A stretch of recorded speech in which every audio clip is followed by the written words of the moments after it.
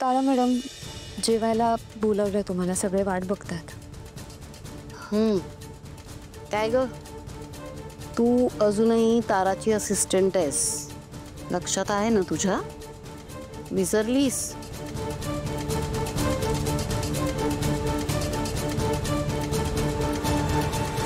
आणि मी जरी विसरली तरी तिला उठता बसता याची जाणीव करून देत जा.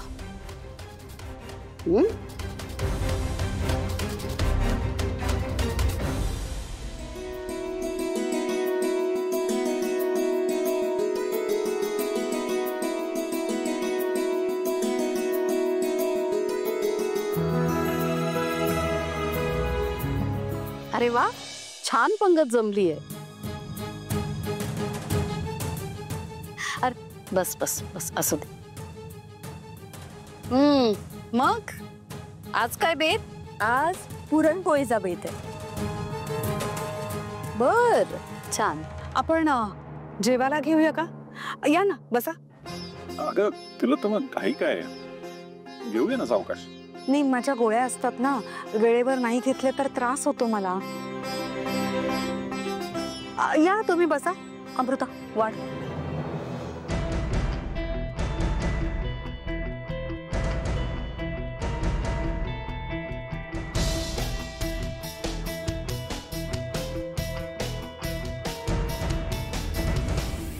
रामकृष्ण हरी. अरे रामकृष्ण हरी. या ना, जेवायला बसू आपण. हा, बॅग द्या माझ्याकडे. या. एक मिनिट. तिलोत्तमा, तू यांनाही आमंत्रण दिलंयस? नाही म्हणजे मी ओळखते यांना, इतके वर्ष झाले, चांगले संबंध आहेत आमचे. पण तुला माहिती आहे तिलोत्तमा, माझ्या जगण्याचे, माझ्या वैयक्तिक आयुष्याचे काही नियम आहेत आणि ते मी कधीच मोडत नाही.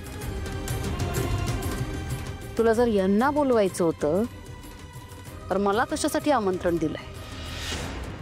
सॉरी, बट मला यांच्यासोबत जेवायला जमणार नाही.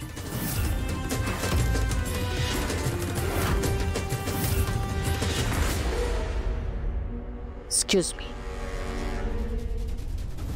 माई, आपण जरा बाजूला जाऊन बोलूयात का? मला तुमच्याशी महत्त्वाचं बोलायचंय. बाजूला कशाला? जे बोलायचं ते सगळ्यांच्या समोर बोल. फॅमिलीच आहे इथे. नाही, ते महत्त्वाचं आहे, आपण बाजूला जाऊन बोलूयात ना. आई बाबा, तुम्ही हातपाय धुवून जेवायला बसा. नाही, मला असं वाटतं आंघोळच करून येत. जा, मी आले. तिला जाऊ मॅडम, तुम्ही नका जाऊ, तुम्हाला गोळ्या घ्यायच्या आहेत ना, तुम्ही जेवून घ्या. आणि तुम्ही काळजी करू नका, मी सगळं व्यवस्थित करते. माई आलेच. आता मॉम, ह्या लोकांना बाहेर पाठवल्याशिवाय ऐकणार नाही. आई प्लीज, माझ्यासाठी जरा थोडा वेळ दे. तिला करेल सगळं ती मॅनेज. हे बघ, जर वेळ लागलाच ना तर आपण बाहेर जाऊन जेवून येऊ. काय बबलू, सोहम,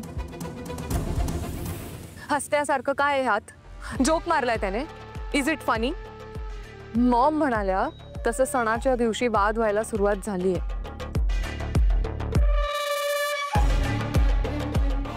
काय फनी होतं ह्यात? हा, जर त्या आनंदाने आपल्यात सामील होणार नसतील तर मग आपल्या परंपरेचा, प्रथेचा काय उपयोग आहे? काय अर्थ आहे? बबलू,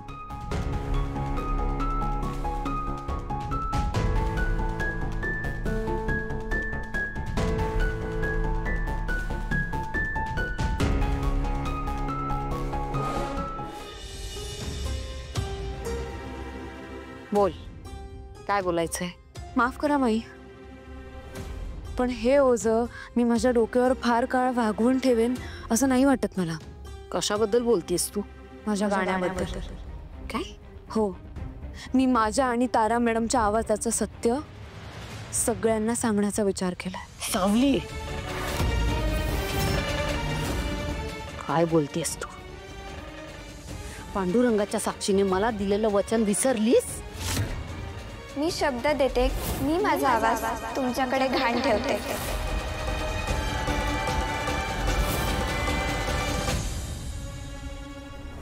आजवर मी तुझ्यासाठी, तुझ्या आजारी भावासाठी, तुझ्या कुटुंबासाठी काय काय केलंय ते विसरलीस का?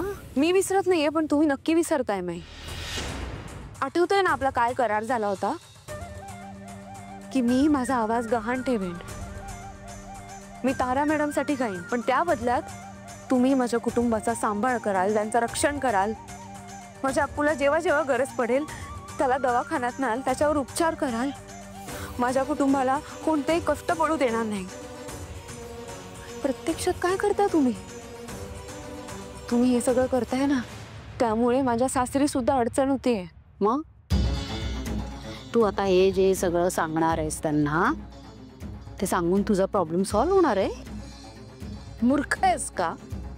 हा, जरा विचार कर. तुझं हे सत्य सगळ्यांसमोर आल्यानंतर सारंग तुझ्याबद्दल काय विचार करेल? ही खोटारडी त्याची बायको सहन होईल का त्याला?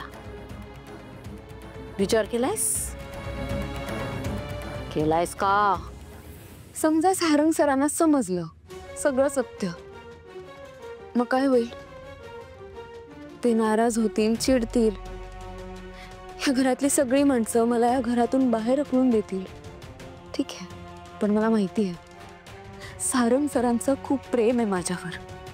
एक दिवस सगळं विसरून ते फक्त मला घ्यायला येतील, मला समजून घेतील. पण तुमचं काय माई? कधी विचार केलात? बसे खानदानाची एकमेव वारसदार भैरवी वजेंची मुलगी तारा बसे हिला गाताच येत नाही. मग लोकांमध्ये काय इज्जत राहील तुमची, ह्या गोष्टीचा विचार केलात? राहिला प्रश्न शब्द मोडण्याचा, तर मी काहीच करणार नाही. मी फक्त जगन्नाथजींना शब्देतून मुक्त करेन. मग ते काय करतील हे तुम्हाला चांगलंच माहिती आहे. आणि हो माई, यापुढे लक्षात ठेवा, माझ्या घरच्यांचा अपमान करायचा प्रयत्न जरी केलात ना, तर ते तुम्हाला खूप महागात पडेल. मी गुरु म्हणून तुमचा खूप सन्मान करते, पण याचा अर्थ असा नाही की तुम्ही माझ्या कुटुंबाला वाटेल तसं वागवाल. जेव्हा सन्मान मिळतो ना, तेव्हा स्वीकारायला शिका. आणि हो माई, हे लक्षात ठेवा की मी तुमचा सन्मान करते म्हणूनच शब्द पाळत आले आजवर. त्याचा अर्थ तुम्ही माझी लाचारी घेतलात ना, तर तुम्हाला परिणाम भोगावे लागतील.